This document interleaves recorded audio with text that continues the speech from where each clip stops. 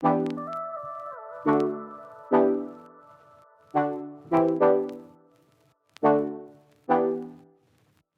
everyone, and welcome back to Shades of Sasha. If you're new here, take a seat, put your crown on, and welcome to the gang. And if you're ready for the gang, you already know what time it is. What's good, baby? So today's video, let me show you how I went from this to this.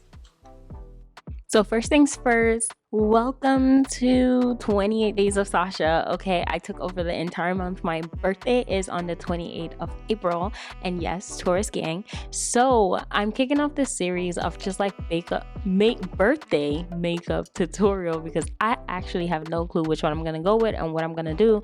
But the first thing I'm gonna do is go in with my Milk primer, and this is the mattifying version, and then I go over my face with the e.l.f. primer, which is the dupe for the hydro grip primer from Milk as well. So I kind of did the original and then a dupe of it, and then I went over and mattified my face. Now, even though this is going fast, like I always say, just make sure you're gonna slow down. I'm gonna walk you through the steps just to make sure that we're on the same page. So I'm an oily girl. I think it's important to just kind of note what skin type you have, which is why I went in and did a primer that was mattifying, but I also did kind of want a grip to my face. I am moisturized, like that is something I always do. Just make sure you're taking the steps and have the proper routine for the skin type and texture that you have. And then I didn't want to do kind of like a brow tutorial. Maybe eventually I'll do an updated brow tutorial, but I really feel like my brows just kind of depend on the mood my brows want to be in. So that's where we are. So I'm going to be using the underpainting method, and this first portion we're going to really focus on our eyes and just kind of figure out what the eye look is going to be, and then I kind of take you through the steps of like what my foundation routine and everything is dependent on what I'm doing. So I'm using the P. Louise eye primer, and this one is in the shade White. So because I underpainted and went over my eyelids as well, this is why the white is the version that I went with, because I'm going for a rich gray brown, like it's a combination look of what I wanted to do. Like I wanted to do a spin on a smoky eye, but I didn't really want to do a smoky eye because I'm kind of falling in love with it. I think the more I do it and kind of put myself out there, I'm just like, you know what, why don't you actually like this thing? And because you've been doing color, that's just like something I'm trying to integrate back into my life. Like there's other things besides just doing color all the time. So we're just gonna go in with this P. Louise Carnival palette, and this one is in the shade of brown that I'm using first, and I'm just focusing that on the outer corner of my eyelids. I do have hooded eyes, but I don't have the most intense hooded eyes. I've just worked with a shape that I feel like is more flattering. There's sometimes some kind of winged out looks just don't do it for my eyes. So I've worked on intensifying the look that I'm going for and focusing inwards because I think it's more flattering to my face and structure. So a lot of these things are just playing around. You don't have to do it the way that I do it. I want you to have fun if you're gonna recreate and do a spin on it. So that's just what we're doing here. I'm focusing on the inner side instead of just winging it out. I will not be doing that. However, if that's something that will work best for your eyelids and your eye shape and face structure, go ahead and do that. So then we're gonna go in with this black on top. Make sure you are using the least amount as possible, okay? Whenever you're doing a look, the moment you decide to add black within it, it can overpower the entire look. And I was just taking my time and going slow and slow as possible and keep blend because the blending girl is going to be your best friend. So this is the Inglot gel liner, and I'm just going to use this shade White. It's the only one that I have, and the tackier the better. So I'm using this brush just to kind of carve out where I really want it to be. At this point, I've been doing kind of a lot of cut creases, so I kind of know where my eyelids kind of stop when I look up, but I wasn't going for a cut crease here. I just wanted the pigment of this to make sure the eyeshadow that I will be putting on top pops, but I'm not going for a cut crease. You already know the steps of what to take if you're gonna do a cut crease. I'll probably do a cut crease in one of these and then walk you through that step of how I like to do my cut creases in case like you've never done one before. But I just wanted to blend colors and just be as seamless without doing too much work. So this is what it's looking like, and this is the exact color of what I was going for. I was like, I wanted it to be this brown mauve kind of like pop, and I'm cleaning up as I'm going to just make sure that it just captures everything that I'm going for. And then I'm gonna go on top with this smiley palette from Urban Decay. This is a new palette that I got in PR, and I was like, okay, let me try this out and see what it is. And I'm gonna be using the two shades, which is the white and then just kind of like a glitter texture on top. And I'm just going over everything to just make sure that the work that I did before is not lost or washed out. So just make sure you're taking your time. Like I said, I know this is sped up and it looks like I'm rushing, but I'm generally not, especially when it comes to something that is very special, like your birthday or anything is very celebratory. Just try to make sure you're taking your time when doing these stuff and carving out the time that you need. Pretty much, I think I probably would cover like 2 hours to make sure that my makeup comes out the way that I want it to, because if anything goes wrong, I need time to also break down, you know? So we're gonna go back in again with this brown and just cleaning up anything and blending in the end and just making sure that everything just looks like one, it's unified, and you're just taking your time. I keep stressing that because it is really, really important just to do that. And honestly, if this is something that's your first time, practice makes perfect. The more you're gonna do something, the better you're gonna get, and the more you're gonna recognize, oh wow, like I can actually do this instead of this, or I don't like this, or this works for me and this doesn't work for me. And on my journey of doing makeup, that's something that I've learned. I was watching everyone and trying to figure out what they did and did what they did to my face, and I was like, I don't like this, it does not work. And therefore I then created things and structures to my face. So I only use 3 brushes. These are the sizes. I'm just making sure that you know. The second one is the small things that you need to do, and the last one that you saw was just me going over on top to make sure everything is blended. So this is the Huda Beauty, and I'm pretty sure this shade is in Nutmeg. I don't know why it's not focusing. There she goes.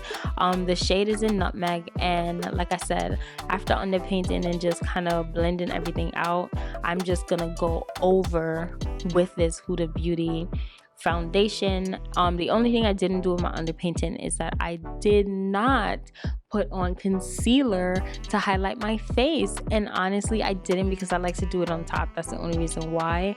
And I wanted to use the least amount of product but still get a packed value for what I'm going for. So blend, blend, blend, blend, blend. If your foundation blends, she's your best friend. So just make sure that you're taking your time to do this, and it just seeps into my skin, and I'm like, okay, I'm going for a really mattifying look. So I'm gonna go over with this airbrush setting spray from Charlotte Tilbury. It's okay. At this point, I paid for it, I got it, I'm just gonna use it.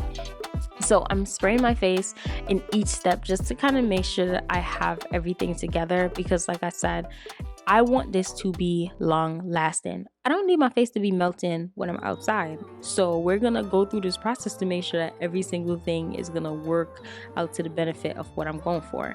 Now is when I'm going in a step to actually put some concealer on my face to work on some highlighting, and I'm using a shade that's close enough to my shade, even though I mean it looks a little yellow. I didn't want it to be super bright. I do have a bright color, but I will be putting that on last. Okay, so I didn't want to go for the over highlighted, like I just wasn't going for that look. I wanted something simplistic because the hair in itself is going to do a lot.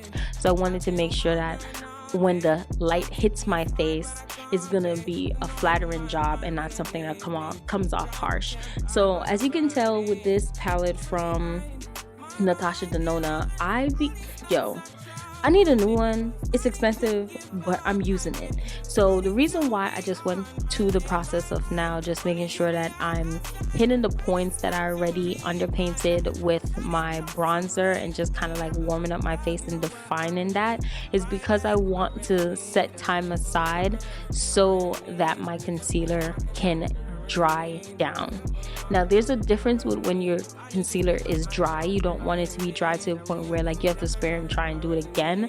I like mine to get tacky, that I can still work with it and kind of manipulate and do the things that I need to do after. So that is what you see me doing here, and then I'm blending it out, and it's just gonna be chef's kiss because it's gonna do and melt exactly what I needed to. It's gonna blend into where I'm trying to go, instead of just like it's running and I'm like trying to make it work, but I'm not even getting all of the product that is on my face, because it's not actually, just think about it like cooking. It gotta marinate, and that's basically what I wanted it to do. I wanted to take the time to just do that before I just went and did anything else.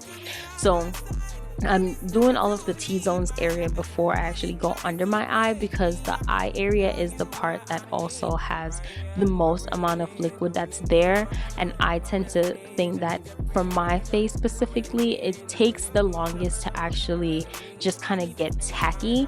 And I'm gonna show you a step of which I did that I think was super helpful, that if this happens to you, just kind of do this to move on to make sure the product is going to work for you the way that you want it to work, and not making the product kind of tell you how you have to do it. So after I pretty much hit this point, the first thing that I'm going to do when I touch under my eyes is actually play with the end of it and not just jump straight right under my eye. So I want to see how much of the product is tacky enough that when I'm going over it, the blend will be seamless as possible. So I'm feathering it out under my eyes, but at the end, and not from like the jump to go around. So you'll see me do what I'm saying, like right here when I start, I'm starting at the end and just taking my time. This part, move as gentle as possible, because when I'm telling y'all, the moment you start just going crazy, it's gonna be like, oh my gosh, there's a lot that's going on. So at this point is when I recognized, I was like, the top is not as dried down as I want it to be. So we're gonna have to move on until I can get it to where I need it to be. So I'm gonna go in right now with the Banana Bread by Huda Beauty, and I'm just gonna go over the spaces that I already have blended in, and just still giving it time to just warm up before I then have to mess up and then have to clean it up. So this is what I'm saying, like being patient and taking your time is going to be valuable, because at this point you just don't really want anything to go wrong. And as long as I have the idea in my head of what I want to execute, the execution part is the most important for me, because it's like, is it gonna come together? So I'm just chilling, letting it do what it needs to do. I do have a little mini fan, but I didn't really feel like bringing it out, so I was just like, I'm gonna let it chill until I'm ready. And at this point now, this is what I'm talking about. It is perfection, because I waited and decided that patience is gonna be virtue, because I'm not trying to do this again. So when you're blending it, you're getting the full amount of coverage that the concealer is going to offer you, instead of you trying to dip in and do everything and you're just taking the product off. So as I'm doing this and blending everything out, it's just really coming together. It's doing what I needed to do. I'm gonna move on to the next side and then just do the same thing. And then after this is when I would go under with the Huda Beauty again, or Huda Beauty baking powder, and just kind of set my face for it to do what I needed to do until like the next step of just wrapping everything up. So you're gonna go ahead and just kind of blend everything out, just making sure that it's laying as seamlessly as possible. I think for this side of my face, I could have waited a little bit longer as well, because I think it would have came out just as perfect as the other side. So even though you can also do it, it's the same thing I've been saying, just make sure that you're taking time and you're being patient to make sure that things are gonna come out the way that you intend for them to do. So after this, we're gonna go in with that Banana Bread again, and we're just gonna start baking our face. And I am a baker, like I said. I am very oily, like I mean very oily, okay? In the summertime, people will not even catch me in makeup because it's just gonna sweat off. There's nothing I've been able to do to really make it not sweat in the heat of the summer, and that's going to be one of my goals. Since I'm introducing back makeup on my channel, I really want to try and figure out how do I do this where I can't, I'm not just sweating stuff off. It's just gonna stay and do what I need to do. So I'm then going back over my face with the same brush that I use as a foundation, and this is because I want to blend everything in. Just look how perfect it is as you're blending with the foundation, because the color that is there, and as you're dapping everything into your skin and taking it off, is just making sure that everything is gonna seep into the skin and you're not just wasting product. So you don't want to go over this process where you're just like putting the makeup off, but then you're wiping it all off and it's not getting any time, like I said, as if you're cooking, to just marinate and making sure that the flavor, which is just like the texture and everything, is just correctly done, instead of just like, well, I seasoned the food, I made the food, but why it feels like I need salt and pepper too on it. So after this part is finished, I'm just kind of checking to make sure that what I need to do, or like if there's anything that I specifically want to touch up on. And then I'm going to go in with this Trailblazer, and I'm going to use, see, I'll be using this too. I'll be using this up too, all right? And I know I need a new one, but mind your business.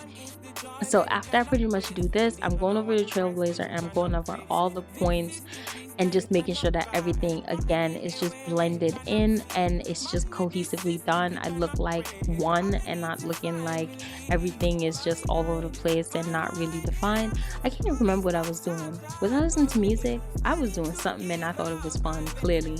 So I'm then going over with that second brush that was in the middle again that I show y'all, and then the third brush to just kind of clean up and add things to where I needed to be.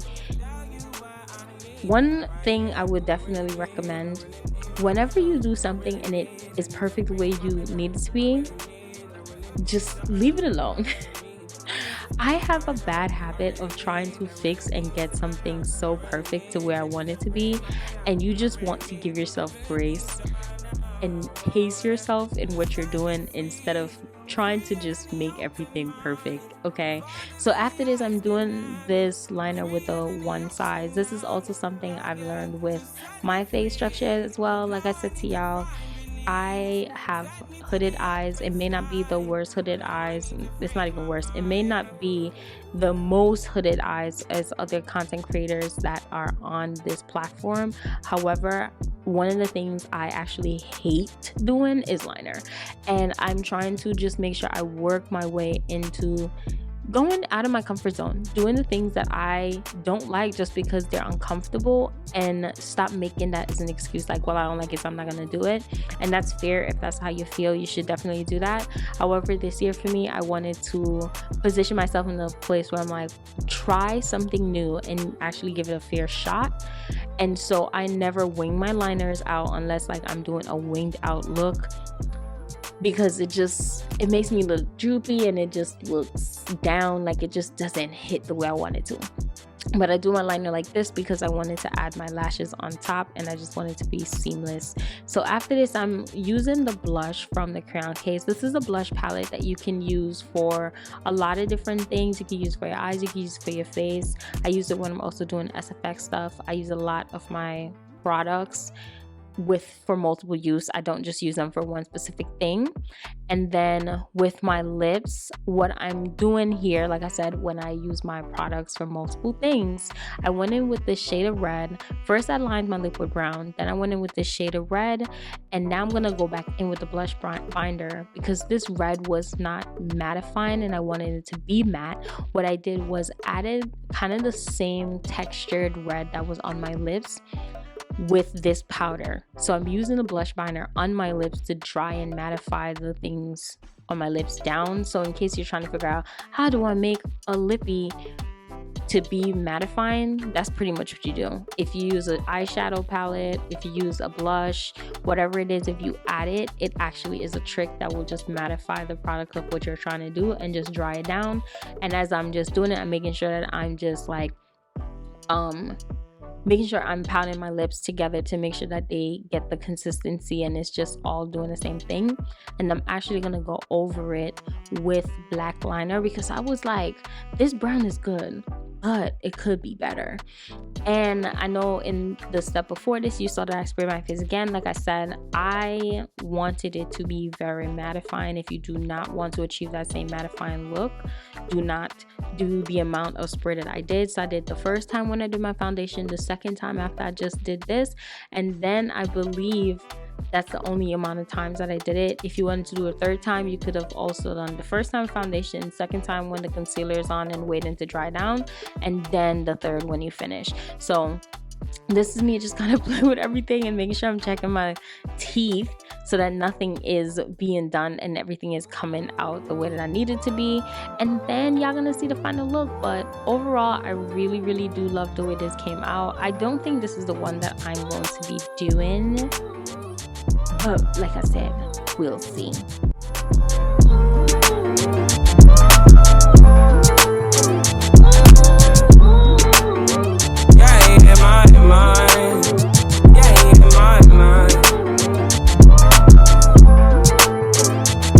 I said 5 in the morning, I wake up to 5 on my yard. Fear in my mind is a warning. Pray to the one you're relying. I've been wandering all day, trying to be far but I can't be. The noise in my